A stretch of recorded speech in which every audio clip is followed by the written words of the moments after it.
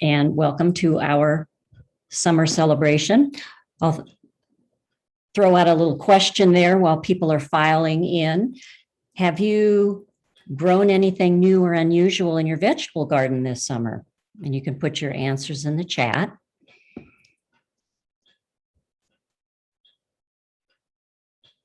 I know we have sent our invitations and publicity out far and wide, so we hope we have a good turnout for this event.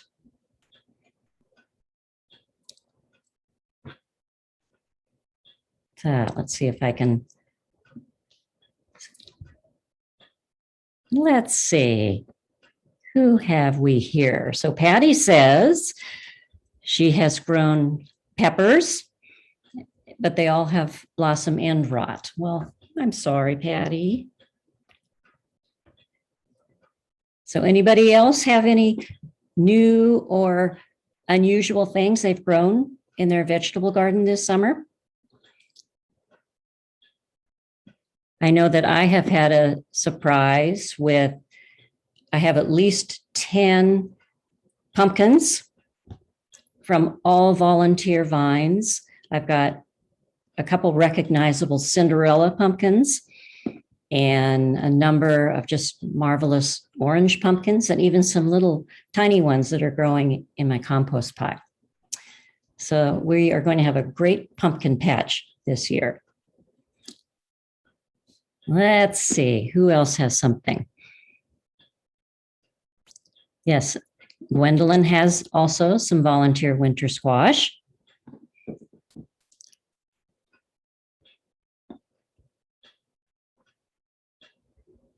So we're getting more and more folks coming in. Ground cherries from Jet. Okay, lemon verbena. So is that something new for you, Juliet? Okay, so Leah says pink lemonade blueberries and delicata squash. And Carol says a new to her green tomato, and that she had a totally unexpected volunteer and a million mini tomatoes. And Lee says lemon cucumbers for the first time. Those are really, really good and prolific and pretty easy to grow too. So the question I have out here for the masses is, have you grown anything new or unusual in your vegetable garden this year? So Carolyn says a bird visitor planted a sunflower in the corner of her garden. So that's a good surprise.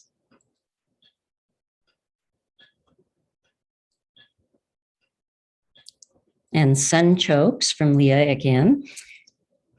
Those, I think you probably should be careful because they can get away from you. I had some of those in a wine barrel, and then I had it in the second wine barrel right next to it, which unbeknownst to me. So Tyler says a variety of sunchokes and morning glories. Hopefully they are maybe some domestic ones, beautiful colors. Okay, yes, Helen says sunchokes are a weed. Yeah, you got to be careful.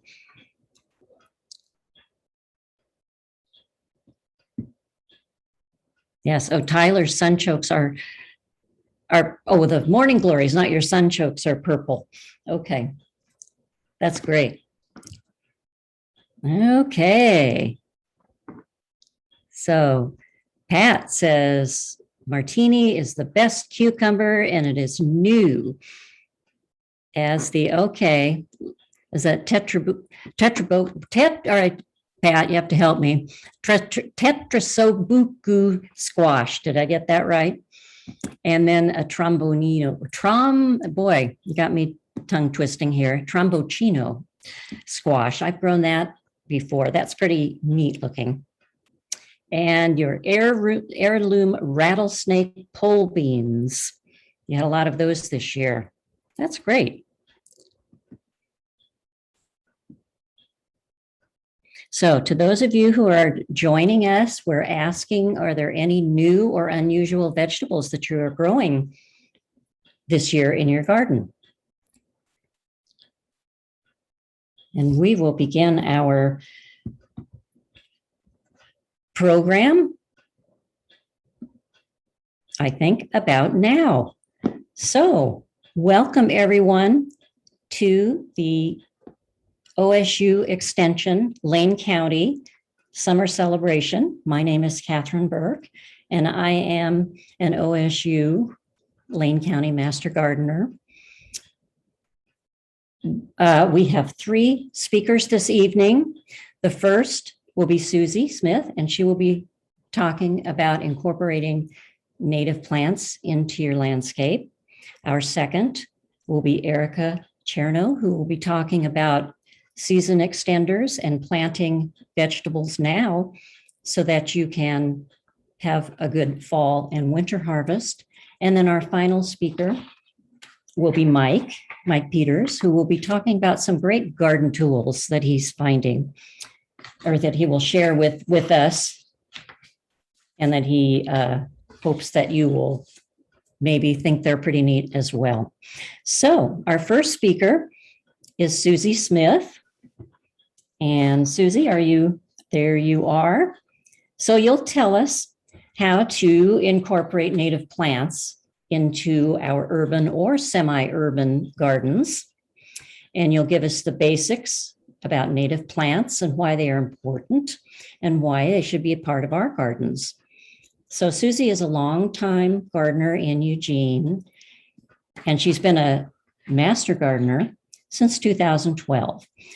Her professional career has focused on water and energy resources and public infrastructure, and she has over 35 years of experience working for local governments in Oregon.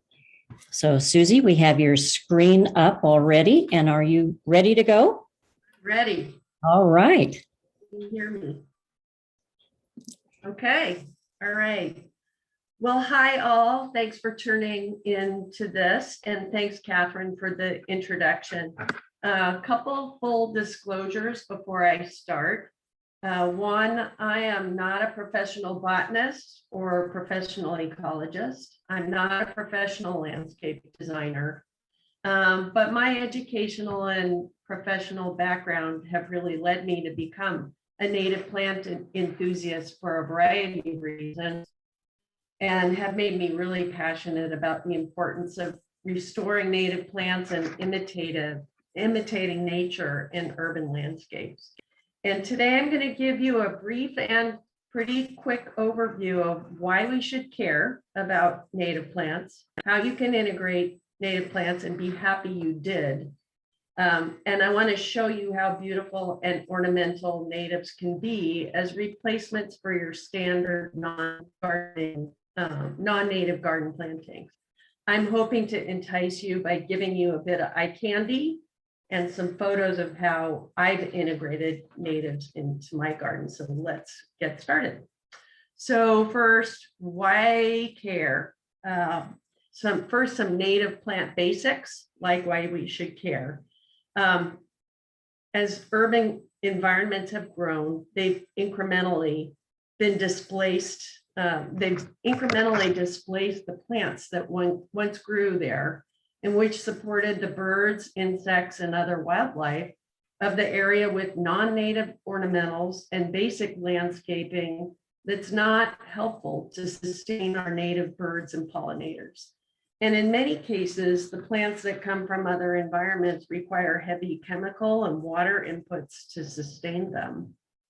Natives generally, when grown in the right conditions, are hardier, require less water, and require little in the way of chemical inputs. In many cases, the imported plants do too well here, get very aggressive, and have invaded neighborhoods and wild habitats, displacing the natives that once grew. You can look to our local parks, trails, waterways, and roadsides to see this problem. which has become a very costly and losing battle for our parks departments and our public works crews. Bringing native plants back into our urban landscapes can help us build back lost resiliency to drought, the over-reliance on toxic chemicals, to water quality problems, and to the collapse of pollinator species and more. And finally, native plants reground us in the place where we live. Here's a quote from the Native Plant Society of Oregon that I like, and I think it sums it up pretty well. And I want to do a shout out that NPSO, by the way, is a great information resource for people who get the bug to explore native plants. So when you look for native plants or you think about them in your garden, it's important to be aware of the term, that the term native plants gets thrown around quite loosely. As gardening with native plants has become more popular and mainstream, the nurseries have actually started to create native sections you may have seen. Some are careful about what they sell as natives and some not so much. The popular acceptable definition of natives includes plants that grew in our local area. Perhaps for Eugene, we might say Southern Willamette Valley, prior to the settlement of our area by American and European settlers. And I have found that even reputable garden magazines like Fine Gardening, who have increasingly given a shout out to native plants, will call a plant native if it's from the American continent, Eastern US, Canada.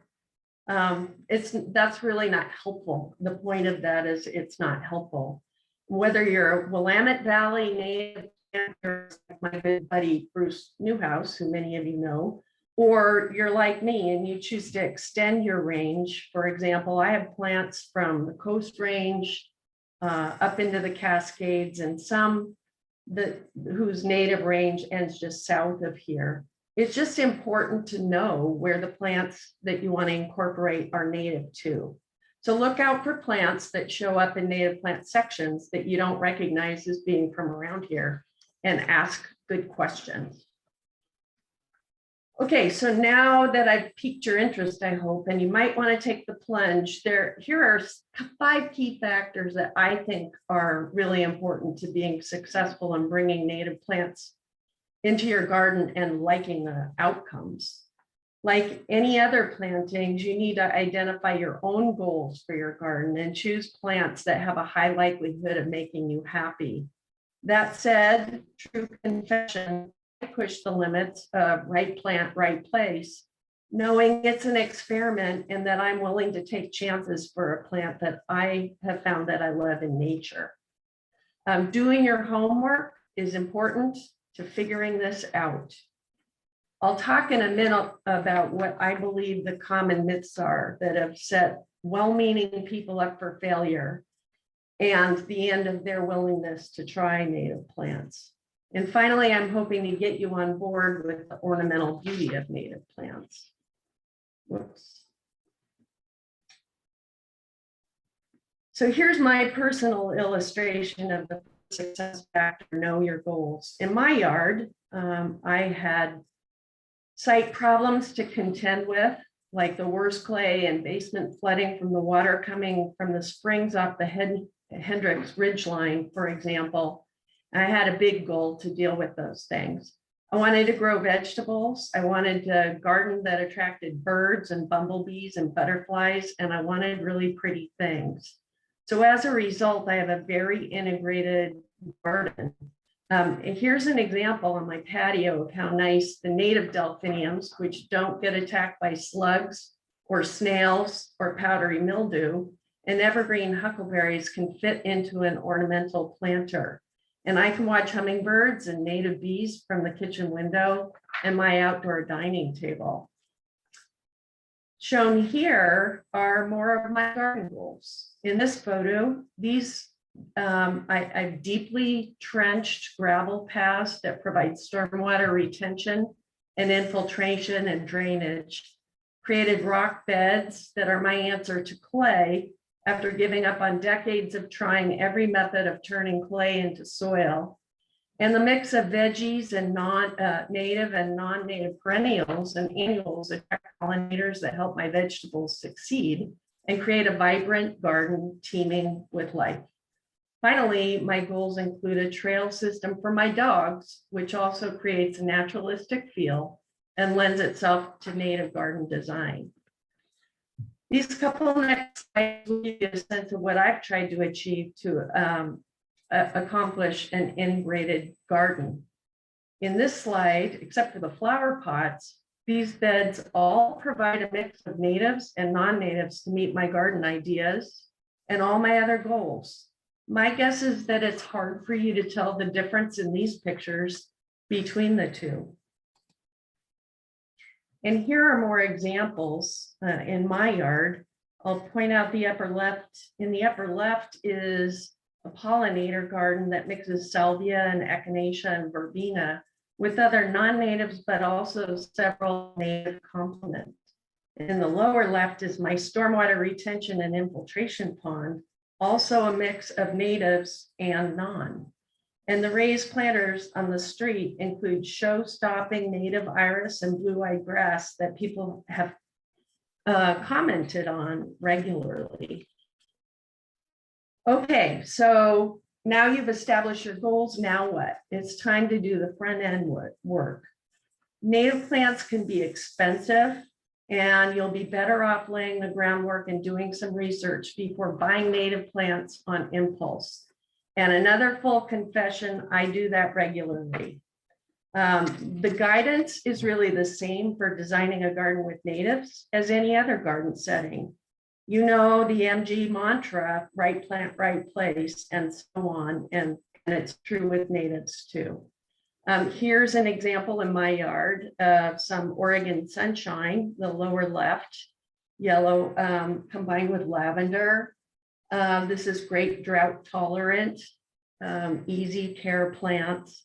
And to the right are, I think, the most beautiful asters, and they're sturdy and they happen to be native, just happen to be. So now to dispel some myths, as I mentioned, people here. I've had numerous friends who have heard about the benefits of native plants, and with an interest in doing their part, they troop to plant sales of watershed councils and master gardeners and others to buy native plants, only for me to find out later that they ripped them out and sworn them off. And that's unfortunate when that happens. It's important to know that depending on the size of your yard, really, native plants, especially shrubs and trees, can require less maintenance or more maintenance. And I'll give you the example to the right here of ocean spray, which is gorgeous in nature and gorgeous if you have property. But I planted 3 of them in my backyard, and I could never prune them to be decent looking shrubs in my yard. So sometimes experimentation, sometimes lessons learned from others, but not all natives are suitable to the size of your property or your maintenance requirements. Native plants don't need water is another one. We all know plants need water to get established, first of all. It is true that many natives, especially very local natives, require less water. And their water needs can be variable to what your garden goals are. If you want to keep things green all summer, you have to water them. But I have native plant enthusiast friends who really mimic nature in their yard, and they don't water in the summer. And it looks like they died, but they're going dormant and they come back. So they do require water. So just you have to plan on that. Native plants don't get pests or diseases is another misnomer that people have. I would venture to guess, I'm not an expert, but what I've seen is they get fewer pests and diseases if you plant the right plant in the right place. And I can give some examples of, say, Western redbud, which I have in my yard, versus the Eastern redbud and powdery mildew. Pacific 9-bark native, the Eastern 9-bark, you might like the dark colors or the varieties. but they have terrible powdery mildew problems. So they are better, but they are not without problems you need to be aware of. Okay, so I'm going to shift gears now and walk you through the process using my native garden journey as an example. As I said, I had a lot of problems to contend with, which is probably why practically the only things that thrived in my yard in 1988 when I bought the property were blackberries, ivy, holly, and Oregon grape, which is shown on the right here. It was my starter native shrub, which is the only plant left over from the original mess that was in my garden. By the way, it's a great bumblebee plant. It attracts the queens in the early summer, and it's great for them to get established. So I started going on wildflower walks along the limit. I was devouring native plant books, and it completely shifted my mind's eye on what a beautiful garden can look like in our area. And this slide really just illustrates that the garden, that your site conditions, assessment, all of the same considerations apply when you're wanting to plant a native garden. I want to highlight the book that I've shown here, Art Kruckelberg's book. Of all of my many books on gardening and natives, I have found this to be the most helpful, and I still consult it today. It has really great plant lists that help you get the right type of plant, size of plant in the right place for the site conditions that you have. It's got a lot of information about how the plants grow and look, and I found it to be the most useful book that I have found.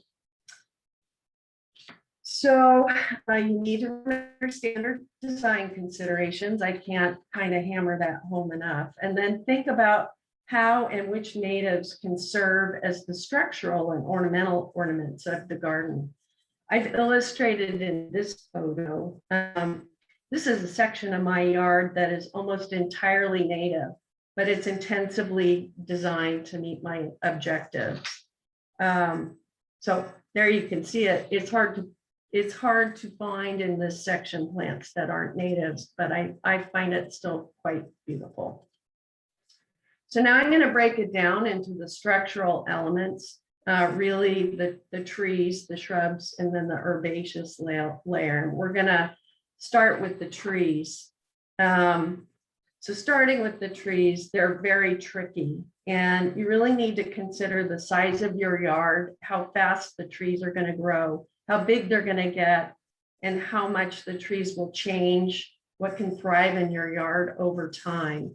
You know, here's obviously some other factors about trees to consider. And I'll just use the example of my yard again. For 25 years of my native gardening journey, it was an Oregon native woodland under a gargantuan weeping willow tree that I lost in the ice storms of 2014. And so the willow and other trees went bye-bye in my yard, and it left it quite exposed. So even the natives that didn't make it. So I have a very different environment now, and I'll just say in a smallish urban lot, the trees I've listed here are beautiful, they're showy, they're great habitat trees, and they fit within an urban landscape. I'm not a purist, and I want to do a shout out also to some of my favorite non-native trees in my yard that also are smaller, slower growing. On the right there, the katsura, the Japanese maple, and the Japanese snowbell. Here's some photos. Here's a picture if you're not familiar with the cascara tree. It's really beautiful. It gets gorgeous flowers. It's got berries of interest. And here's the not native, because I love it so much, the Styrex japonica, Japanese snowbell. So then on to shrubs. And again, this is my yard. And again, it's a similar kinds of garden considerations that you have. Shrubs can really become the primary structural elements of an urban garden, particularly smaller urban gardens, and you can incorporate more of them. And you can see what I mean in the photos of my garden here. I'm able to have many eye-catching shrubs, and with natives, there are many that are as showy as any non-natives I've seen. Believe it or not, if you look at this list, I have more than one of all these shrubs in my yard, and they all contribute to meeting all of my garden goals that I've gone through. You know, I'll caveat, so here's a Western azalea here down below, and I have Western redwood listed on here. This is an example of, I've now thrown these up as natives.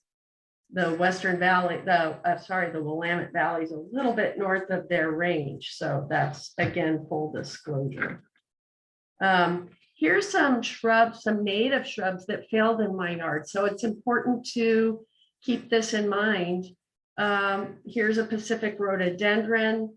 I've probably tried 6 or 8 of those over time. They're just not happy there.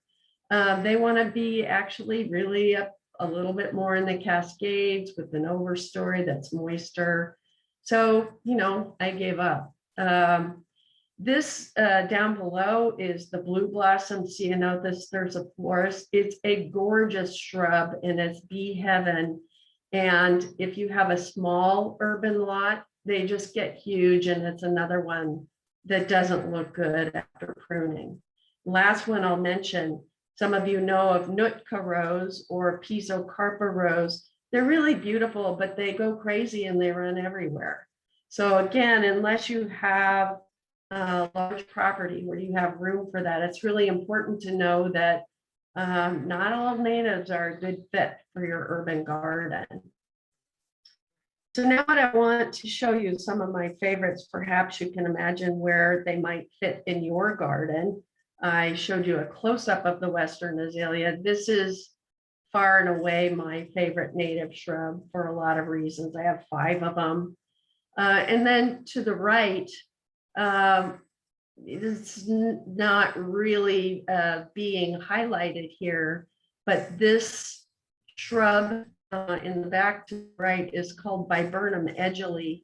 And it really is like the very best viburnum snowball bush you can imagine. Very well behaved. It's very showy at all seasons of the year.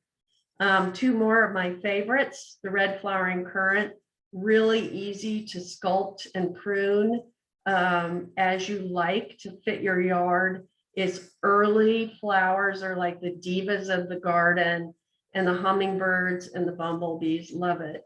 And then the Pacific 9-bark is another beautiful one, and it's very tolerant of a range of habitat types. Here's more of my favorites, the red elderberry. I have a rather large one in my yard. They get great flowers. They're very amenable to heavy pruning. So if you have a smaller yard, they get huge, but they also can be cut back and look great every year. And another yard favorite, which is so fragrant and so showy, I don't know why you'd get the non-native version than the native mock orange. Vine maples, how about contemplating that instead of a Japanese maple on your property? And last one here, the Indian plum or osoberry. I love to point this one out because it brings the cedar waxwings to your yard every year as they pass through to eat the berries. And it's a gorgeous bird mob scene. Couldn't resist. This is a native, a non-native I've never found a replacement for, and I love them. My hibiscus rose of Sharon, but it fits into the context of my really mostly native yard. And finally, the serviceberry. Again, it serves so many purposes in the garden, and it's beautiful. So, okay. Last but not least, we get to the herbaceous layer that provides color and texture and flowers and lushness in the garden. And again, all the normal garden considerations apply. And this is where I hope you'll come to my way of thinking that natives are every bit as beautiful and ornamental as non-natives. This again is the aster in my yard. Down below are a few native plants, but the monkey flowers that grow here are gorgeous. To the right are the cardinal monkey flowers, native ferns, and the native hardy geranium, which also is beautiful. How about this Oregon geranium? I don't know why that isn't sold in nurseries along with all the other hardy geraniums. It's gorgeous. I probably have 15 of them in my yard. And on the right here, blue-eyed grass is something that's widely available in nurseries and is a native. Here's some more showstoppers, I think, in native gardens. There's several variety of lupins grow native in the Willamette Valley. Some of them are easier to find than others. Collecting seeds, you can be very successful in propagating them. And the delphinium, again, this is one of the queens of the garden. And the hummingbirds and the bumblebees it attracts are amazing. Red columbine is probably one of the more common ones that folks are familiar with, the yarrow. And a fun, interesting one on the right here, the orange honeysuckle, Lonicera, is a climber and makes really beautiful flowers. And it's not easy to find in nurseries. Okay, so I'm an iris fanatic, and we have gorgeous irises in the Willamette Valley and nearby.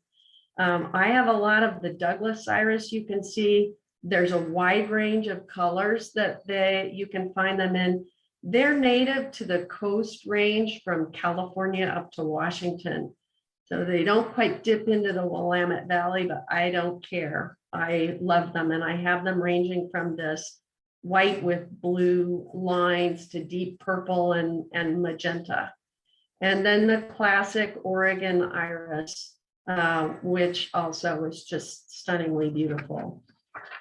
On with some more shots of natives in my yard. Here's a wallflower. Many of you may have a variety of different wallflowers in your garden. You know that they're good pollinator species if you do.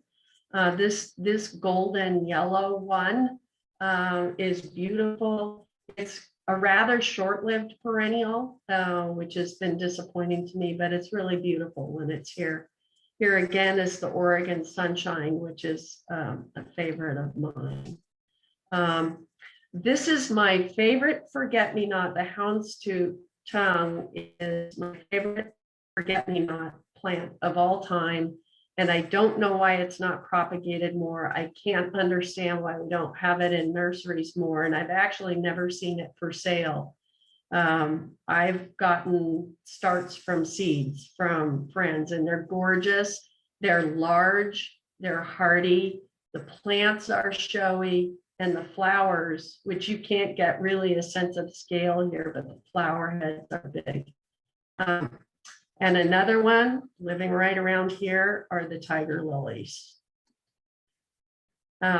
We have we have numerous penstemons that are native to Oregon and do very well in the Willamette Valley. This Cardwell's penstemon is a great border plant. Again, really pretty much all of these that I'm showing you are great pollinator plants at various times of the year. This one, the flowers are long-lived. It prunes back well, and it's available locally. This Viola odunca, the Western violet, is actually a host species to an endangered butterfly. So it's one of those that's so great if we can have a go at it in our yards because some of the species that native plants have traditionally supported are collapsing because of the displacement. Some more here in our survey. The checker mallow, there's several varieties that grow in the Willamette Valley, and they range in size and color from fairly small to very tall. And their conditions, their habitats range considerably too. Available in native plant nurseries, very hardy, very easy to take care of. Fireweed down here on the right, it's one you're probably familiar with because you see it a lot in disturbed areas and out in the wild. I find this one to be, because I have a small, contained, highly designed yard, a bit on the weedy side, a little bit on the weedy side, and I don't love it. It's too big. Up here on the right, another one of those little showstoppers, although it's small and it needs a place that is eye-poppingly visible where you plant it, are these shooting stars. And moving into some things that do really well in shade, we have a variety of, ferns. These false Solomon seals, again, if you've gone on nature walks or you go hiking in the area, you've seen all these things. These both grow beautifully in drifts in the shade, mixed texturally really well with ferns and shrubs. And the larger one, the racemosum, I just don't really understand why people buy the non-native stock, because these are gorgeous, similarly gorgeous, and they provide habitat and other values. Here's one I have a lot of in my yard, the woods strawberry. How about this instead of the very invasive vinca minor that creeps through the shade in our parks now and has escaped all over the place? No offense to folks who still have vinca in your yard, but it's become quite an invasive problem. These native ground covers that creep, like the strawberry, can be great replacements for that. And the fringe cup here, an example of more showy for just its plant form, flowers less so, but it's another one that does really well in our native understories. These two, I don't know how they can't be garden favorites, the fawn lilies and the trilliums. We have a couple native trilliums here, the western trillium and the sessile trillium, which are the giant ones, that if you hike in Hendricks Park in the winter and late spring or early spring, you'll see those just in abundance. Getting towards the end here, bleeding heart. You've all seen this. It's beautiful. It's another good early bumblebee food, bumblebee attractor. The wild ginger is just a really great evergreen, structurally strong, herbaceous perennial. The wood sorrel is delightful in the shade and humusy areas. And I like to give a shout out to this goat's beard, which I have a couple of in my yard because it's native plant's answer to astilbe, which I also love, also have in my yard. But goat's beards are truly beautiful. They need a little bit more space. They're pretty tolerant of a wide variety of conditions. They're just really pretty. And some more violets are Viola glabella, again, great butterfly host. Likes the woodsy, shady areas, easy to grow in the Willamette Valley. So I'm going to close out here with some resources because, you know, the native plants, to be perfectly honest, they're still hard to find. We have some great native plant nursery, and I don't mean to be an advertisement, but I've found Doak Creek Nursery out by out Lorraine Highway off of Territorial. Cynthia Lafferty's place, they have the widest variety, very healthy stock. She sells her materials at Doak Creek, and she also they're open now to the public. I think on Saturdays. They didn't used to be accessible except for by appointment, and she will also deliver. So it's getting easier to get plant stock. Willamette Wildlings is getting bigger. They sell their material at Gray's. And other than that, I've seen kind of native plant sections come and go, but mostly go, and it's not that easy to find. So plant sales, especially out at when we can gather again and have in-person plant shows, Friends of Buford Park and Pisgah Wildflower Show are great sources for native plants. Sharing seeds, getting permits to dig plants in the forest, you can also do. Make sure you get your permit. And then resources in terms of really learning what goes where and how to be successful. There are a lot of great books. MPSO is a great resource. Here's their website. You can see they've got links to herbaceous plants, shrubs, and trees. They are just a wealth of information. And I like to end with, I think, one of my primary garden goals is both being kind to the planet and to species that used to thrive here and don't so much anymore, and also making a great place for my dog. And so, you know, I'm always going to have this lawn patch. I'm always going to have non-native plants in my garden. But that's where I like to end. So with that, I am done and happy to answer your questions. Well, thank you, Susie. That was a fabulous talk. I think we all learned so much, and it was wonderful to see that gorgeous garden that you have. I want to remind folks that we will have some time for Q&As. So if you have questions, put them in the Q&A box. And we have a couple questions already, so people have time to put in more. The first question is, in one of your slides, you had a picture of an aster that you said was your favorite aster. And the question is, what is the name of that aster? That aster is called Aster speciosus, S-P-E-C-I-O-U-S,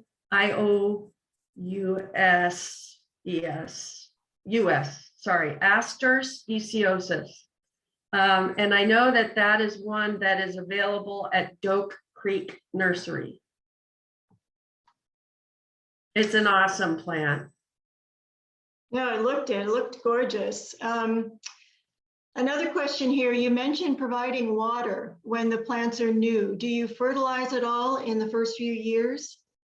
I guess it would not be technically accurate to say no, because I do import. I've had to import all my soil.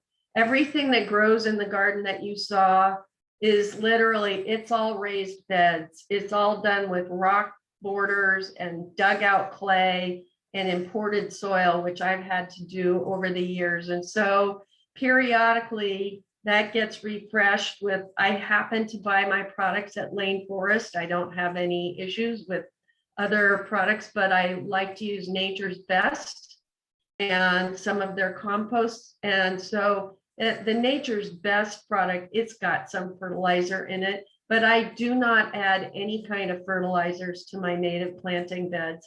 I am a big fan of compost. I do compost every year, at least once, but I've never added any kind of fertilizer supplements. When do you add the compost to your yard? My yard consumes compost really fast, and I think that's part of the whole clay under substructure, is that clay just eats compost. And so I put out compost as mulch around my garden at least 3 times a year to keep it going. And when I am planting new plants, I do dig it up and dig it in. So yeah, I'm a heavy composter. There's a question here about, will your plant list be available to those people that are watching? Well, We could send it out after the fact to everyone that's listening. yeah, I'm happy to create a plant list. Right now, what you have is my PowerPoint slides. I'm not sure if they're going to be posted. They will be, actually. That's another way to see them, again, is that this is being recorded. And so people can watch at any time on our YouTube channel. So that is another way to watch and to get the list of plants. And you could stop it and write the names down. So that is another way. Because otherwise, it's just right now, it's just my PowerPoint slides. I would say the NPSO website has really good information that you'll recognize these plants from their site.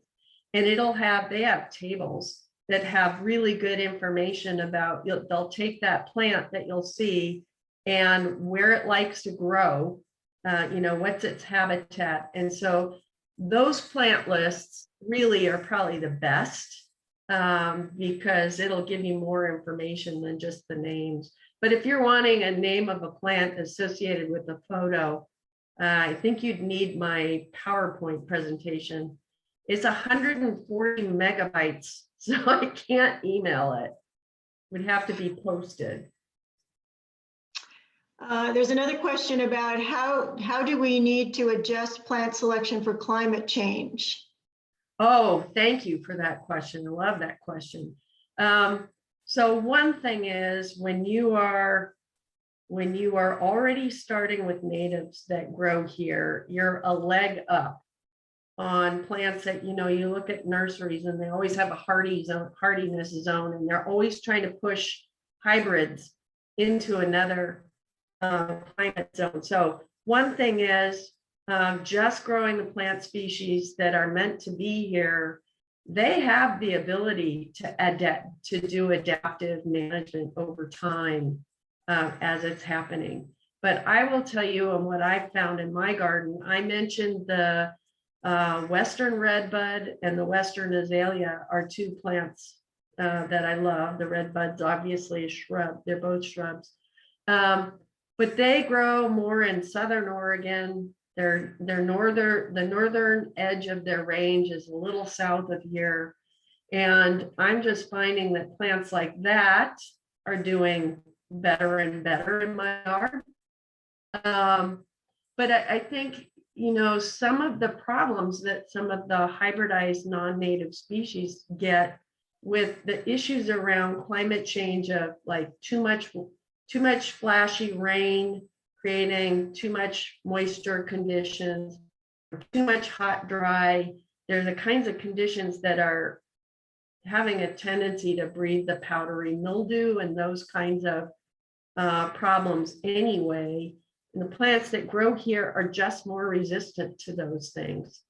And that's not to say that we're not going to start losing some plants or that the ranges are going to migrate. And we may see a fading of some of the plants that have traditionally grown really well in the Willamette Valley ecoregion.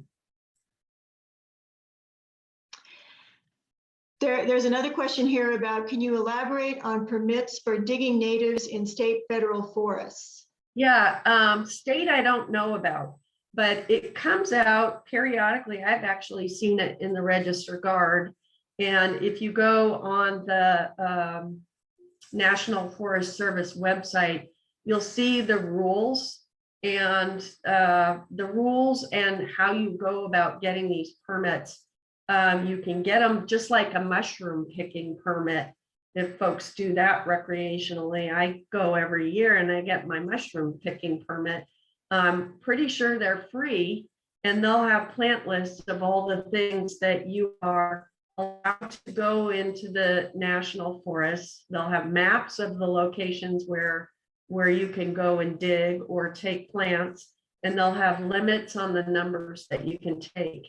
And the last I looked at that list, which again, it was in an article earlier this year in the Register Guard. The list was quite extensive and I was actually surprised. So check out the National Forest websites. Right now, they're mostly closed because of all the fires, which has restricted all kinds of activities. But for next year.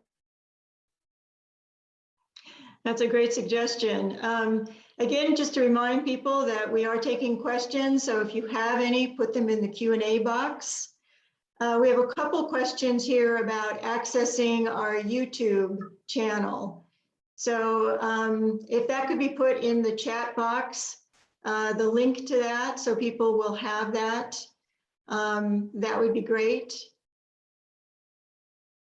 There's another question here about what is the name of your favorite native plants book? You'd shown it on one of your slides. Okay. And what is it that you like about it?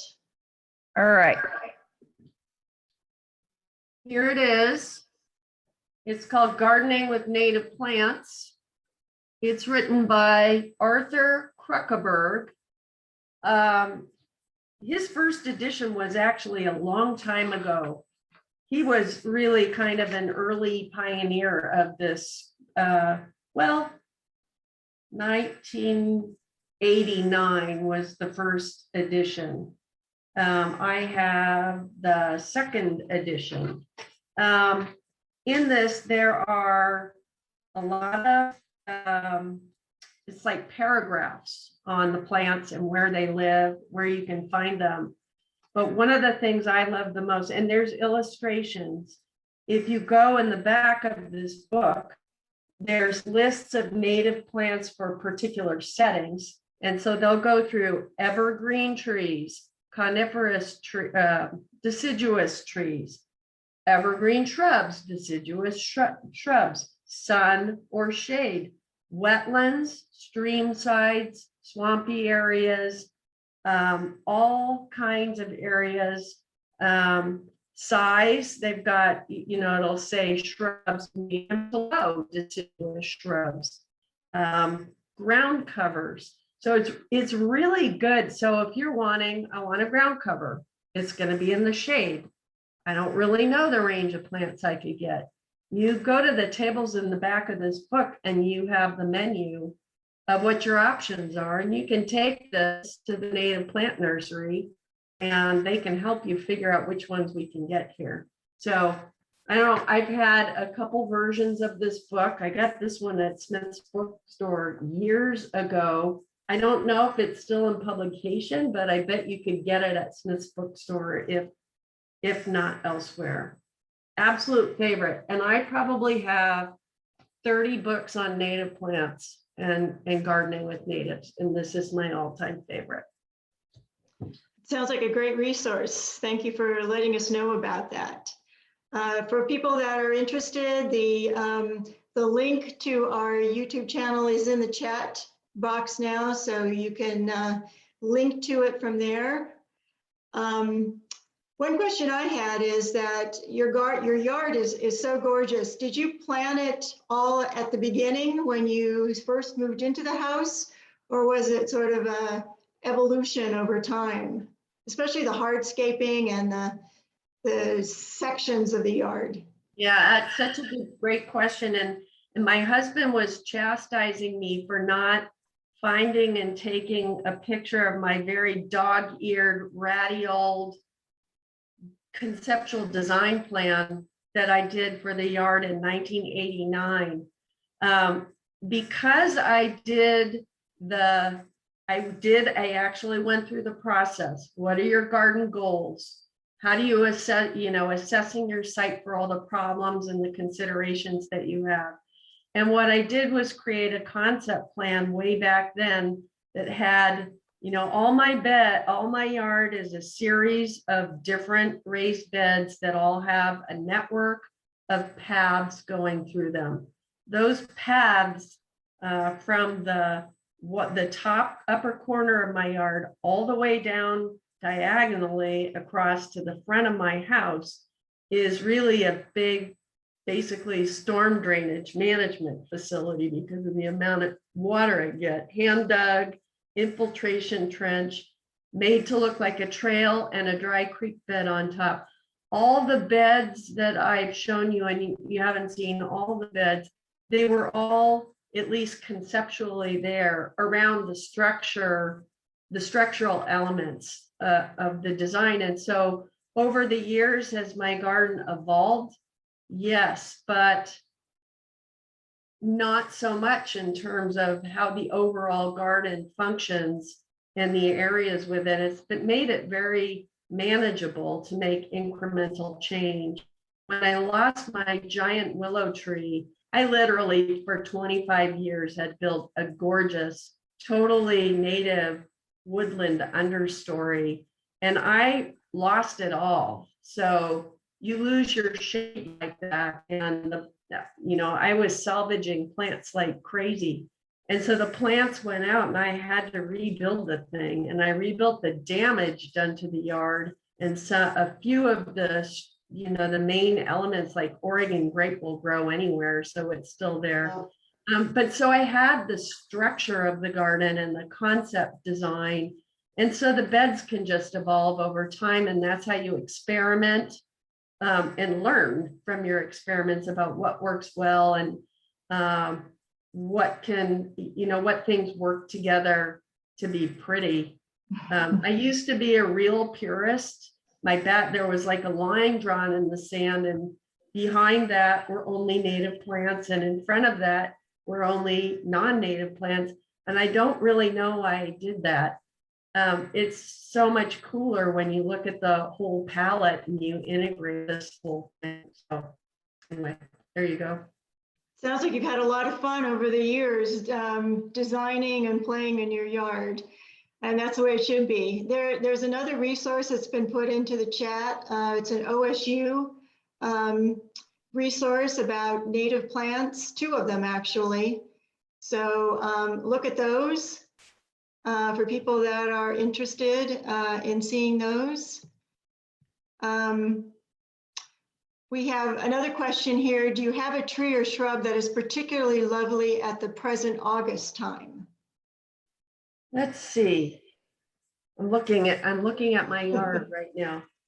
I would say the viburnum edgely that I mentioned earlier, it's gorgeous all times of the year. It's not blooming right now, but now it has berries on it that are turning red. And come September, the leaves are going to start turning color. And so it just seasonally, it's beautiful all year round.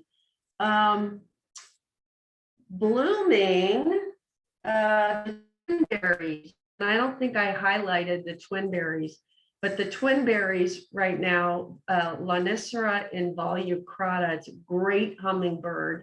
And it's really cool because it gets these tubular yellow flowers that right now they've worked their way out to the ends, but they get these really cool red cup-like bracts or something, and the black berries sit in it, and they kind of march down the stems. Really, really nice summer interest. The Western redbud still looks good, even though it's not blooming. Other than that, things are pretty much just being green right now. They've bloomed out. Well, I think that's all the questions we have. So thank you so much, Susie, for your talk and for being with us this evening for our summer celebration. Thank you so much. We really